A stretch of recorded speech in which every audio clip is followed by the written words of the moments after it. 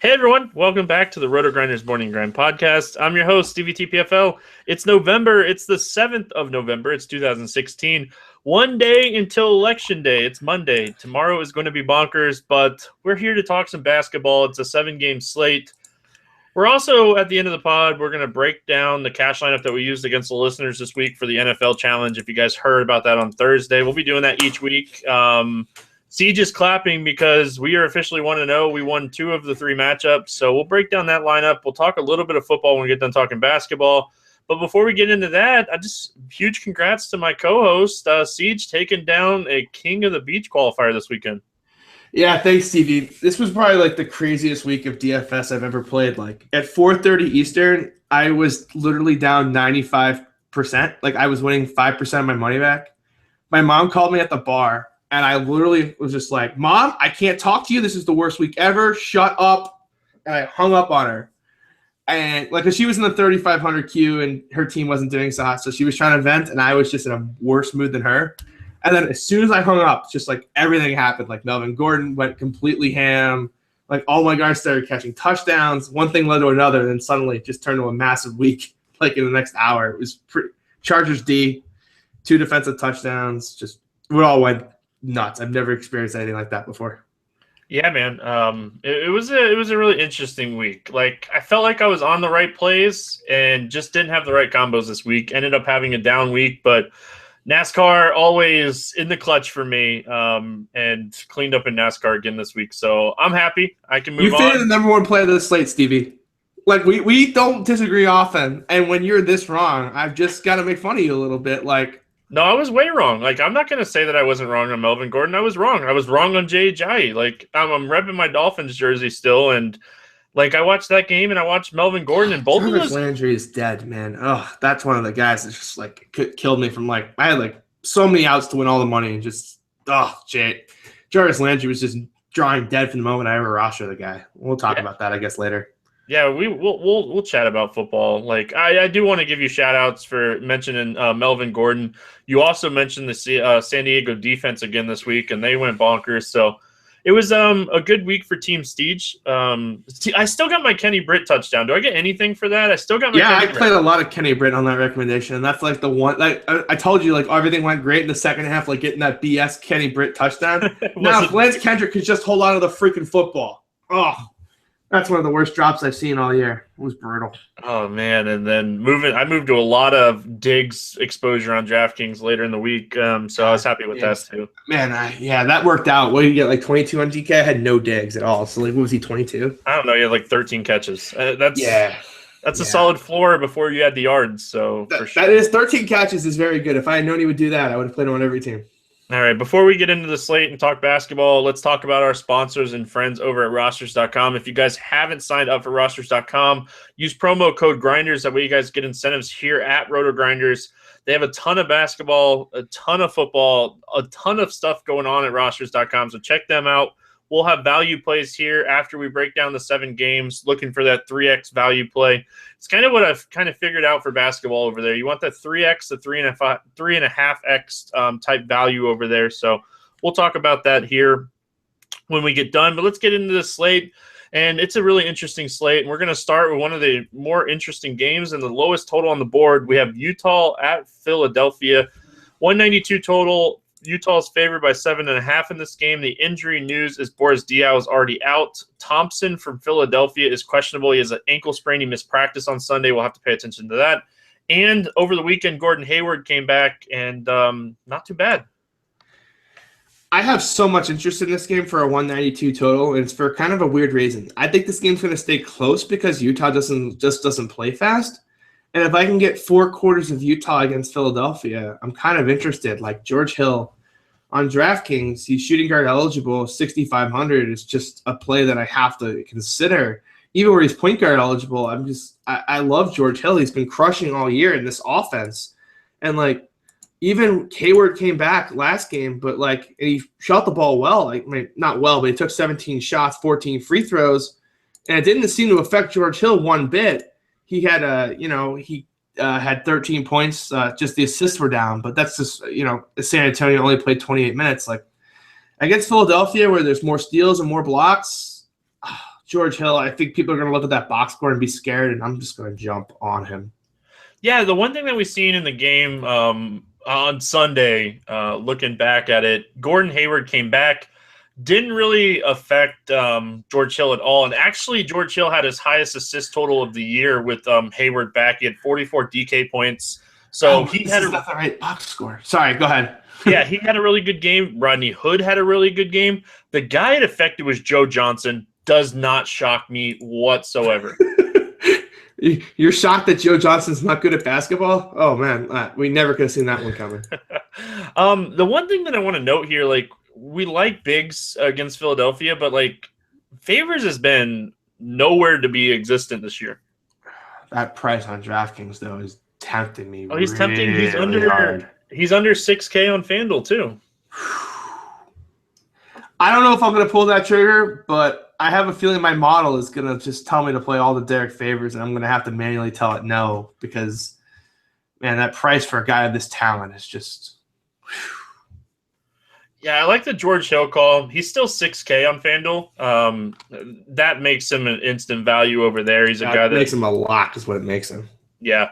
Looking at the Philadelphia side of things, what stands out to you here against a Utah team that's good on defense and plays at a much slower pace? Embiid. He's matchup proof. He's a beast. Just a freak. He's matchup proof. He's a beast. I don't care if he has to play 24 minutes a game. Like okay, he's not going to go 4 for 4 from 3 again like he did against Cleveland. But like, the guy is just like 5,700. His floor is just so high in 25 minutes. Like, I guess it's Gobert, but it's not. Utah has some slashers too. Like, I'm playing him until further notice. Like, maybe when he gets to 6,500 on DraftKings, I'll think about it if he's still playing 24 minutes. But until then, it's just kind of just lock and load. I know you haven't looked at FanDuel. What do you think his price is on FanDuel? He's been cheap on FanDuel forever. I've been rostering him every day over there. I'm hoping he's above 5K, like 52. He's still 5K. All right, listeners, I think you figure out what to do there. One of the tournament plays that I like from the Philadelphia side is Sergio Rodriguez. Guy's been playing really good basketball. Like, we want to say like don't play him, but this guy's almost averaging a double-double a night between assists and points. I love guys when they're making value and they're shooting the ball terrible. Because what happens when the guy actually shoots the basketball well? One good game, and you're looking at 40+ points. Yeah, it's just like he goes 3 for 9 in his last 2 games, goes 34 and 25 DK points. For 5,300, you don't want 25, but if that's the floor, I'll take that. I'm not greedy. Yeah, averaging right at 30 minutes per game this season. I have no issue with this guy. Averaging 11 points, 8 assists, and 4 rebounds a game. Those are solid numbers for a guy that's just way cheap everywhere. Yeah, his backup is TJ McConnell, who simply is like, he's a backup. So I think you'll start seeing, as the season goes on, Sergio Rodriguez getting an extra minute or two, which doesn't sound like a whole lot, but could be worth an extra couple DK points, which can make all the difference. If Thompson sits out of this game with the ankle sprain, wouldn't Ilyasova be the bump? He's already seen 23 and 28 minutes since being traded over, 12-plus shots in both games. He might be a guy we could look at for some value here. Not a great matchup, but slight value. I kind of think Saric is the guy. Okay. Not that, I think I'm in love with Saric. It's just that, I get they're playing Ilyasova, they got him and all that, but, Saric is still their kind of young guy, their future. He still has to play minutes, and this might not be the spot, but if he's going to start approaching 4K, I'm just going to start noticing him. Anytime there's a weak small forward slate on DK, I might just be rolling him out in tournaments, because if he gets me 25 to 28 DK points, then it's kind of I'm way ahead of the field. The thing I'm thinking with Ilyasova here, though, is I like the matchup against Favors. I feel like that's a very favorable matchup for him against Favors, getting that 3-point line. Yeah, same. It's kind of the same thing with Saric. It's just Ilyasova is just tough. He's so points. I just try to avoid guys that are I want guys that score, but I don't want them to solely be points guys, because then it's just if they don't shoot, you're done. Yeah, true that. Let's move on. We got one of the higher totals of the night. It's Houston at Washington. No injury news here to report on. John Wall expected back from rest in this game. Washington favored by 1.5. We'll start with the Houston side of things. A lot of goodness here. Give me a J. I mean, James Harden is just a freaking beast. I mean, I'm just rostering until further notice. Like in these games, pace up games against point guards that can't defend, like I'm playing him. So it's not a back to back. It's just like, all right, I'm in. Yeah, I don't think it needs to be said more than that. I like Eric Gordon here too. Love targeting shooting guards against Washington. I think Eric Gordon's in a good spot. Yeah, we were talking pre-show, but guys let me down on Saturday. I told you I'm having a dot on every team, and Eric Gordon was definitely one of them. Against Kyle Korver defense, I thought he was matchup proof. Guess not, but he's definitely a tournament play for sure. I don't mind pairing him with Harden because a lot of his threes come off of Harden assists. Outside of those two guys, anything point or stand out to you here? I don't mind Ryan Anderson in this spot. Against Markieff Morris, who's like not really the world's best guy getting out to the 3-point line, but again, that's kind of a scoring dependent guy. And the price, you got to kind of find him on a site where he's cheap, like 5,300 on DraftKings. I can kind of get interested there, but if he's been overpriced on FanDuel the entire season, so probably can't go play him over there. But on the other side, Markieff Morris, yes, please. This is a guy who's lock and load for a while. Yeah, we can definitely start with him. Houston giving up the third most fantasy points to opposing power forwards to start the season. Markieff still cheap. All he needed was minutes. We said it so many times when he was with Phoenix. He's getting minutes. Let's play him. Yeah, and they've started to like kind of rotate him out a little bit earlier in the first quarter, so he gets those minutes with the second unit.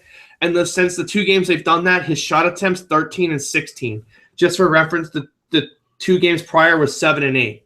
So he's getting those extra shot attempts with that bench unit, rises his total number of points, and he's still going to get you your rebounds and your peripherals. So it's a perfect spot.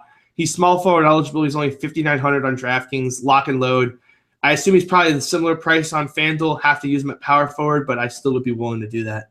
5,800 over on FanDuel. Really solid price tag for him. And all 5 of the starters, all 5 of these guys, over the last few games are averaging over 35 minutes per game. So Bradley Beal, a guy that I really like in this matchup. We love taking shooting guards. John Wall's a good matchup against James Harden. Like, there's good matchups here for Washington. This game going to be close. There's going to be a lot of goodness, and I'm not ruling out a game stack here. Yeah, I'm not playing Otto Porter, but other than that, you can get me on board with just about anything, including Gortat. I'm not even going to try to get you on Otto Porter. I would just rather, kind of stay away from Trevor Ariza and play Keith.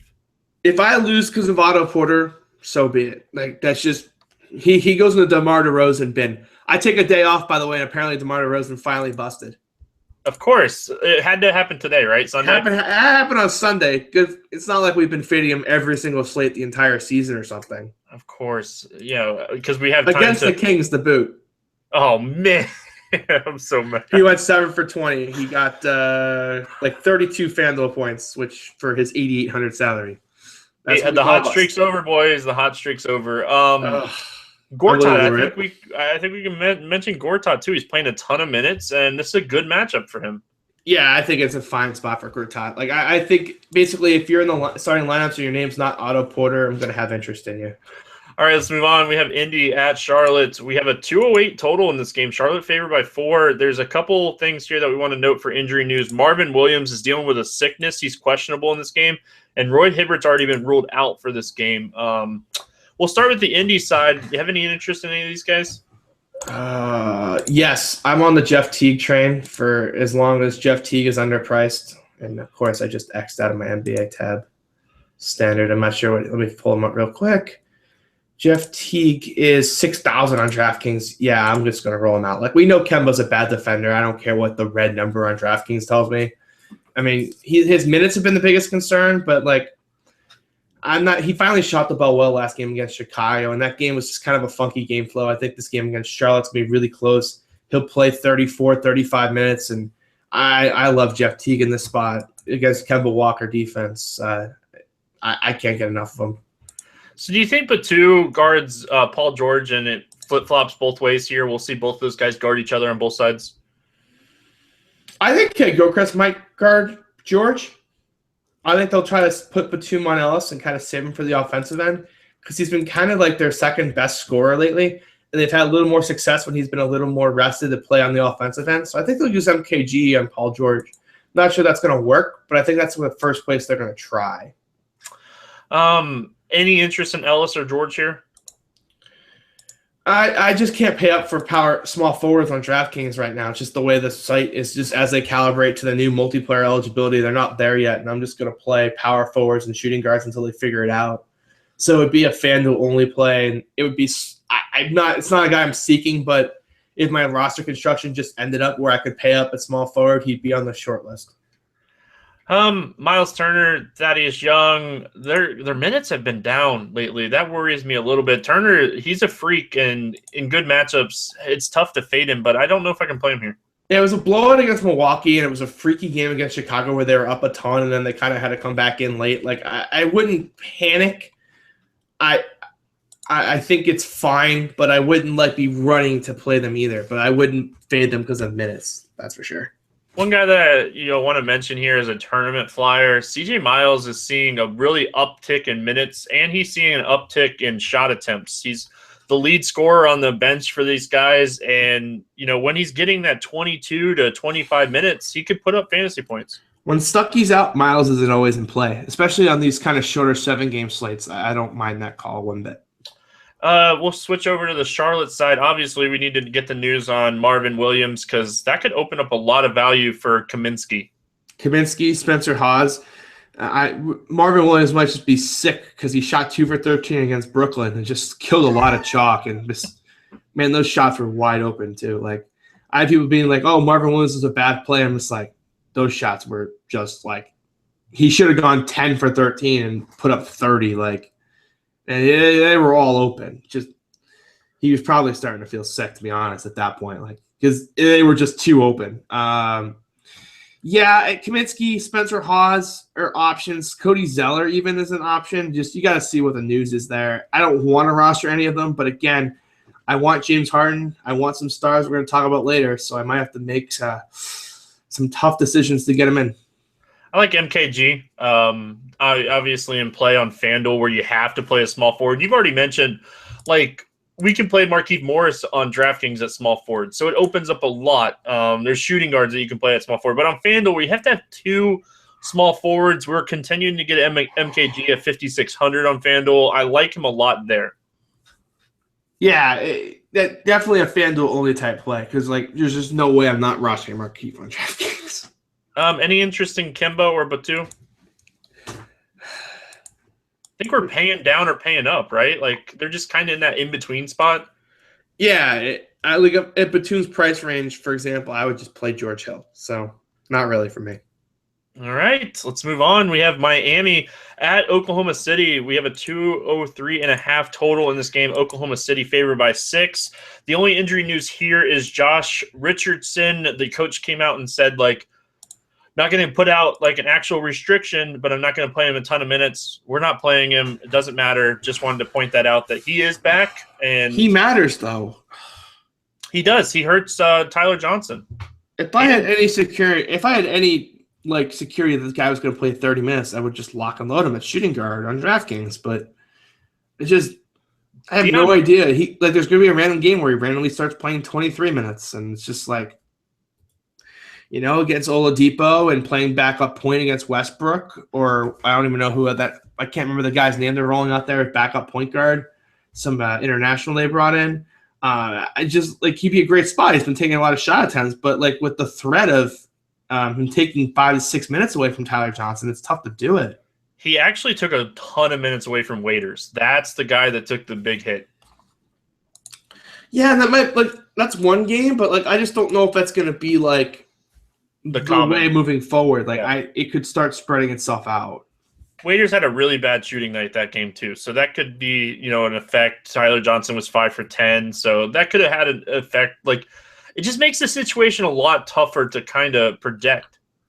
It basically just means you play Goran Dragic and you move on. You do, yes, you do. Love this spot for him. Love this spot. He's going to be one of my top tournament plays on the slate. You mean you want to play Goran Dragic in a high-paced game against a point guard that plays no defense with no real rim protection? Yes. I can't imagine why not. Yes, I do. Remember the last time we talked about this against Sacramento? Yes, I do.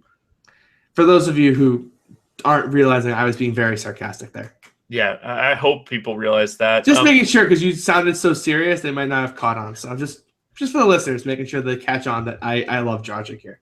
Oh, Whiteside's a beast. Like, he is a legit beast. He has a tougher matchup here. We're going to talk about a matchup later that's really good too. What's your thoughts on Whiteside here? I really can't pull that trigger today. There's a couple spots later, and I'm not sure if we're going to be actually on the same one, but like the gold standard is what gets me off Embiid, and it's certainly not paying up for Whiteside in this spot. Yeah, sure. So that's it, right? Like on the Miami side. On the Miami side, Oklahoma City, Steven Adams or Russell Westbrook. All right, we're done with the Oklahoma City side. We can move on. Yeah, Victor Oladipo, worst 33 minutes a game this season. Like, he's gonna heat up, but I'm just gonna let that price fall just a little bit farther before I start trying to chase it. What if I told you he was 5,600 on FanDuel? I'm gonna wait until he gets a little lower. Like, give me 52, give me 51. I'll start chasing it then. I would want the matchup to be a little bit better too. Yeah, that's a good point. If the matchup was better, I might start chasing it now. But I think I can get one more dud from him, and then I can kind of start hopping on the Oladipo train. Westbrook is Westbrook. He's 11-7 on FanDuel. Like, Westbrook's Westbrook. If you can fit him in, he's one of the safer cash game plays every night. I think he's a fade in tournaments on FanDuel just because we've already talked about the point guard depth on this slate. It's super strong. Like, we kind of overlooked John Wall, but not really. Like, it's just, if I give you the point guards that are below Westbrook, like on DraftKings, you can play James Harden, but that's not really below him. But you have like John Wall, Goran Dragic, we'll get to Frazier, George Hill, Elfrid Payton, Jeff Teague, like point guard, Sergio Rodriguez, like point guard is just so deep. It's tough to like pay up because you basically need him to go off and the point guards not to do well. Don't see that really happening here. Yeah, I still think that he's definitely a fine play for cash games. I agree with you on Adams. He's definitely in play. But outside of that, man, it's the Russell Westbrook show, and then it's minutes really spread out. Yeah, it's Russell Westbrook or Steven Adams. It's really those are the only playable guys at this point. Orlando, my Magic taking on Chicago. This game's in Chicago. We have a 203 total here. Chicago favored by 7. No injury news that we need to report on here. Any interest in any of the Magic guys?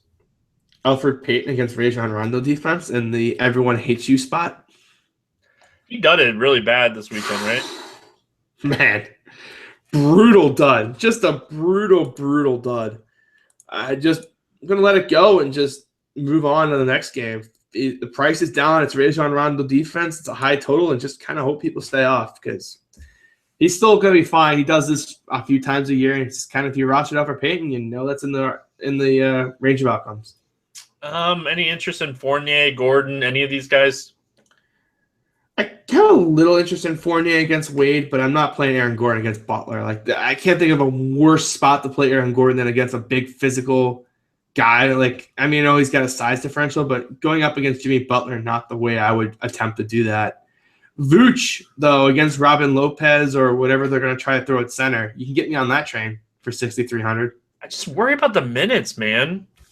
Like, the minutes have been so spread out lately. When was the last time they played a competitive game? Yeah, but when's the last time he played over 30 minutes? Or he's played over 30 minutes twice this year, 31 and 36, and one was both competitive games. Like, the rest have been blowouts. Like, the Magic haven't been in that many competitive games. It's because my Magic suck.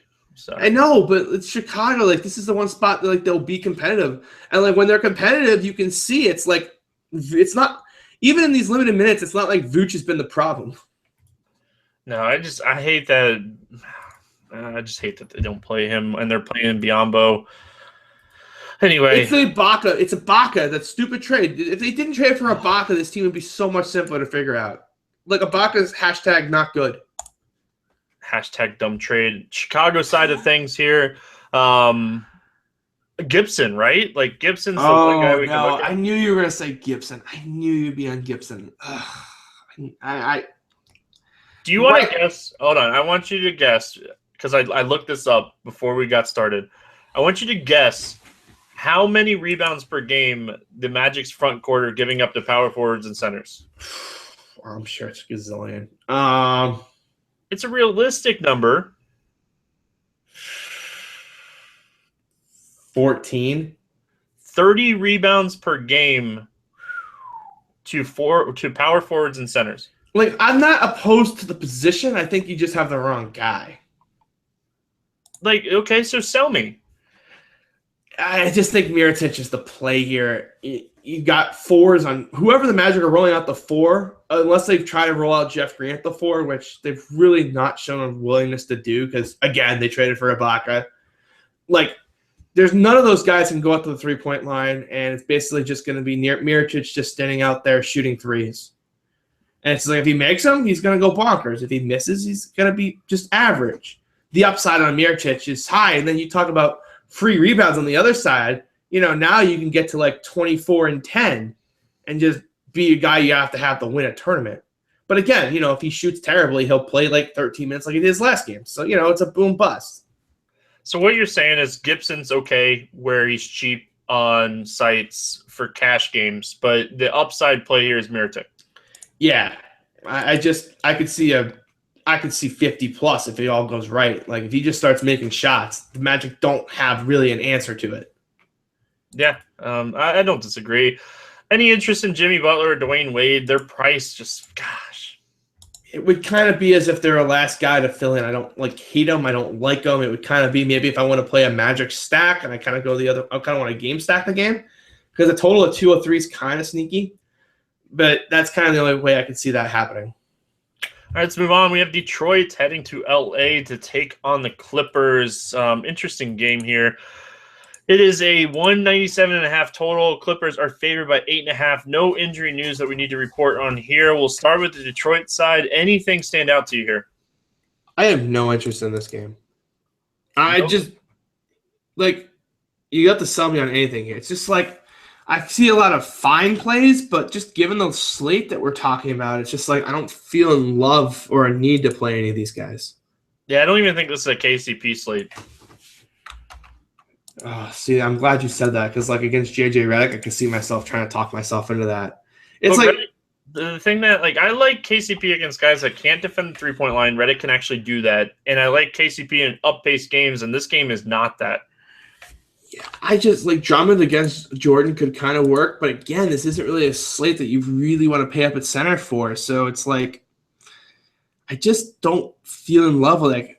I mean, I guess maybe Tobias Harris is a stretch four if he doesn't get in foul trouble on the other end. It's just I think this game is going to kind of just be a wash at the slow pace, and there's nothing here I really feel any need to play. Nothing on the Clippers side stand out to you here? Not really. Everyone's going to go back to Chris Paul and just put up a mega number against Memphis in limited minutes, and it's just I don't want to be on that train.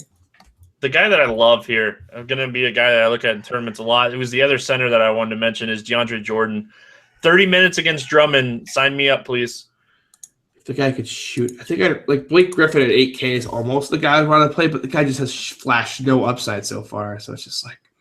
Just go ahead and lock in that double-double for DeAndre Jordan and give me 2 or 3 blocks, and I see the upside going there.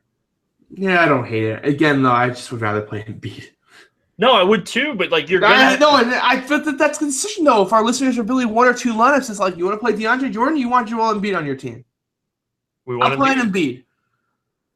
Yeah, if you want to pivot off the chalkier option, there you go. I just don't think Embiid's ever gonna be high enough owned in this spot. Probably not. Not against so many centers. You can pivot Anthony Davis over to center. And we'll talk about this in the next game because I've just started to notice this, and that's kind of a trend I think we need to take advantage of while we can. New Orleans at Golden State, 224.5 total here. Golden State's favored by 17 in this game. The injury news, I guess we could call it injury news. Lance Stevenson expected to be waived by the team if it didn't already happen, and Patrick McCaw on the Golden State side is expected back in this game. We'll start with New Orleans. What do you like here? Brow, Tim Frazier, go back to the well one more time. With a question mark. I Terrence Jones, I guess, could try to shoot over Draymond, but I really don't want to go chase that. I think I'd much rather just play Brow against Zaza Pachulia and whatever they try to roll out of the 5. Yes, please. Even if they put Green on Brow.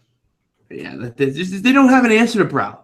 Like they didn't have an answer the first time, and they're not going to have an answer this time. Like they just don't have one. It's just, is the game going to stay close, which is the other problem. But from a game theory perspective, like I've just noticed this over the last couple of weeks, and we were involved in a chat. Chris Jimmo does a great job with the ownership projections on RotoGrinders, and we do the contrarian rankings, and the number came out for Drummond against the Nets. It was like 8%. And people were just like, he's wrong. And I was like, I don't know if he's quite wrong because Brow is now center eligible, and I think people are going to move there. And what we saw was that Brow was like 60% owned, but it was almost all at center. And so now I think these traditional centers you're going to get at lower ownerships because every time the Brow's in a good spot, he's going to eat up so much center ownership that and you can only play one other guy with him when you roster him at center. So you could use Brow as power forward and get two centers, but if people are using him at center, then they're going to play one other center. And it's like you're going to get these traditional centers on their own the entire year because everyone's just going to play Brow at center. So, I mean, that's kind of just a pivot off of a conversation about Brow and center. I like Brow in this spot, but if I'm playing Brow, I'm playing him at power forward. Yeah. I don't disagree. I think in cash games, I don't have an issue with you playing him at center. That way it opens up a lot on your roster if you play him on center in cash games. But in tournaments, man, it might be the contrarian thing and the game theory thing, like you're saying, to play him at power forward. And if you look at the power forwards on the slate, it's not exactly like there's, you got Kevin Durant, which you can also use a small forward. You got Blake Griffin, Miles Turner, Tobias Harris, Markieff Morris, which you'd rather use at small forward. This isn't exactly the world's best power forward slate to begin with. So Dante Cunningham was suspended. We need the news to come out, who's going to get the start, right? This is already a disaster. I can already see it now. We're not going to get an answer. It's on the West Coast. Of course. I'm fading Terrence Jones, and if Terrence Jones beats me again, so be it. I just can't imagine playing the guy. He's gonna be at least 10 to 15% owned in every buy-in, and it's just if Terrence Jones goes bonkers again, just so be it. I can't imagine putting any dollars and just be I'm gonna play Terrence Jones at 15%. It might be a good play if you knew he was gonna start, but I'm not going there. I don't think. The last guy that I want to mention, you mentioned Tim Frazier. I don't mind going back to the well there. I don't think we play him in cash games on this slate. There's a lot of point guards that are much more playable here. What's your thoughts on Etuan Moore? He's the guy that I have circled here for tournaments in this game. I think that he's blowout proof in this game, and he's seeing minutes increase. Yeah, no, I'm never playing Etuan Moore. But you don't think that he gets extra minutes now with no Stevenson? The guy just ran out 36 last game in overtime. How much more? And even if he's at 31, how many more minutes the guy's going to get? Yeah, but if he gets that minutes in this game, I think he could hit value. I would be more likely to think Buddy Hield's going to take the minutes. Galloway could take the minutes. That's the problem, I guess. I think it's going to be Buddy Hield, and he's actually taken over double-digit shots in his last 4, even in those limited minutes. So if you tell me that Buddy Hield's going to get the bump to 25, 26 minutes. That's a guy, and there's a guy who's blowout proof. You want to give yourself some security. Buddy Hield as a punt and shooting guard, kind of lock yourself in both ways. I don't mind that idea. Kind of like that. Golden State side, any interest here? Kevin Durant has been a beast. I mean, what's the Steph Curry price at? There's going to be a point where I'm going to have to price enforce Steph Curry. We're not there yet, but it's coming. Steph Curry's 8,700 on FanDuel. Yeah, it's not there, but when he gets to 8K, I'm just going to have to price enforce and just play him until he goes bonkers because the guy's just – I mean, I know he's on a super talented team, but the guy's just too good to be priced it's just a pure price enforce, but he's not there yet. When he gets to around where Kemba Walker is today, that's where I'm just going to be all right, time out. These guys just crush each other. It makes it so hard to play. I know Durant will probably go out and put up 40, and Curry will probably go out and put up 35, and it's tough to play these guys in my opinion, especially when the line is minus 17. Exactly. It's definitely a tough spot for sure, but I definitely think it's a situation where I think you have to have a game stack if you're building 5 or more lineups just build your game stack. Make sure you're not going to get yourself killed in the late night, and then kind of go from there. All right, well, that's going to do it for the game-by-game breakdown. It's that time of the day where we talk rosters, value plays, and I know you're scrambling. I know it. I know you don't have 3 guys yet, so I don't even have rosters open. I was So I'll while you do that, I'll read off my 3 value plays to give you a minute. First guy I have here is Eric Gordon. He's 9,400. We already talked about playing shooting guards against Washington. They're giving up the 5th most fantasy points to opposing shooting guards this season. The next guy I have is Taj Gibson. He's 8,200. It's just too cheap for a guy like Gibson. That's an easy value play. Fits in, makes everything fit. And the last guy I have is the guy we just talked about is Eton Moore. He's 7,500, averaging 29.7 minutes per game, and he's just 7,500 is almost min salary over there. So you want a flyer, I like Moore over there, only needing 21 fantasy points. Yeah, Elfrid Payton, 9,800 for me is definitely like my first favorite play.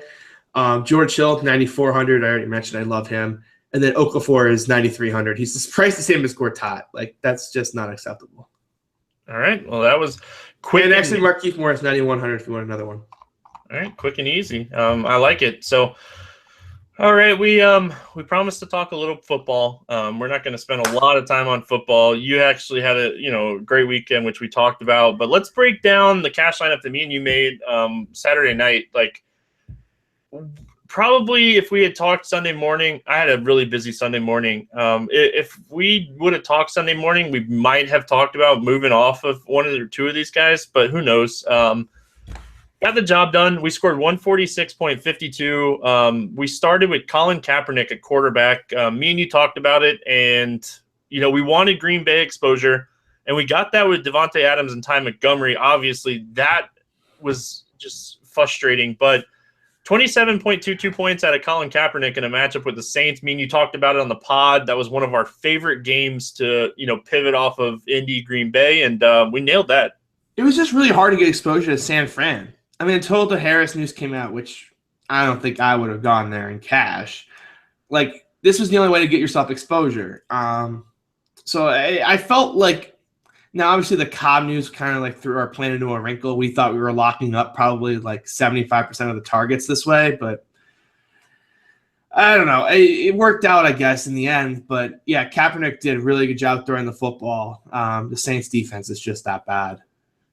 We went with Zeke, who is he's a beast. Then we went West, which, God, he is so bad. He was so bad.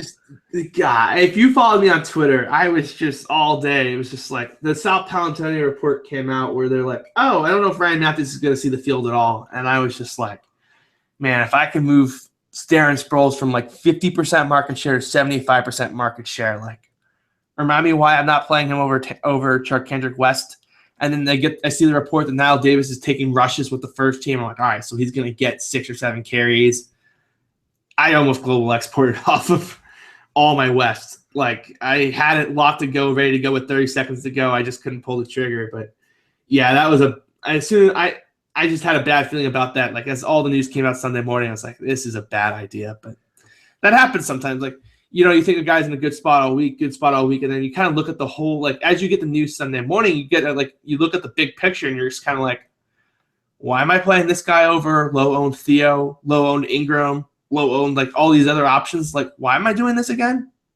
The thing, like, so if we had the Cobb news in the morning where we knew that he was going to be active, I think we move off of West and Adams and kind of mess around with our lineup with the 2 reports. Well, we would have just probably moved off the Packers receivers entirely, and then just went to Rodgers, locked that up, and then figured out what we were going to do. But it didn't hurt us. Rodgers actually was outscored by Kaepernick this week. Yeah, I think that's kind of what we would have done. Because the whole idea of us playing the 2 Packers receivers is to kind of lock up everybody but Jordy Nelson.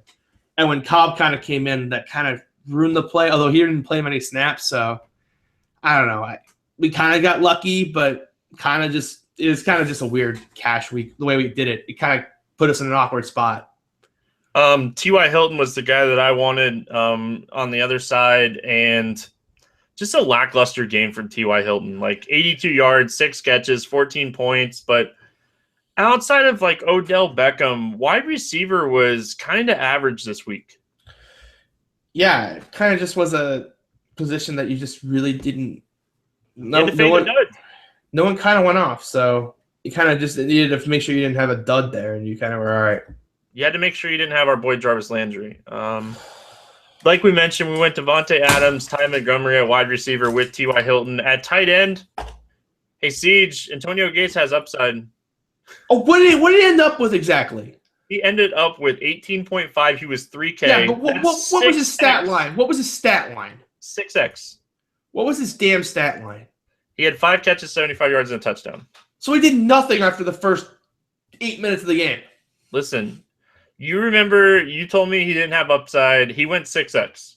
Yeah, you know who also went freaking 6X? Melvin Gordon. You didn't play him either. I did not. You're right. I did not play him. I tried so hard to get him in cash. You did. I didn't play him myself either. I wussed out myself in the morning. I was like, oh, I could do this and this, and then Then we went at flex. We went Michael Thomas. Obviously, we had Kaepernick. Trying to get exposure to New Orleans is always tough, but Michael Thomas is quickly becoming my favorite guy to go to in the Saints offense. Yeah, he's going to have a bad matchup at some point, and there's going to be a great fade, but until there is, I'm just going to keep rolling him. Yeah, 2 receiving touchdowns, 73 yards, and 5 catches. That one touchdown that he caught where he fist pumped on the way down. He knew. He's so sick. That and the Allen Robinson touchdown catch were just some of the nastiest catches I've seen. Like, as a guy who had so much Allen Robinson, I was just like, there's no way he got both feet down. And you see the replay and he got them both down. And you're just like, oh my God.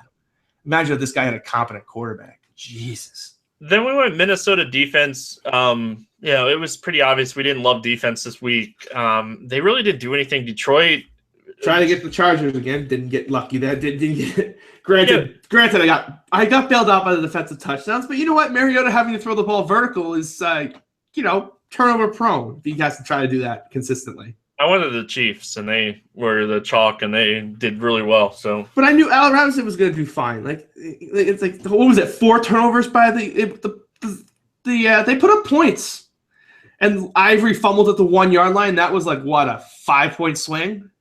No, that fumble, man, that was so close.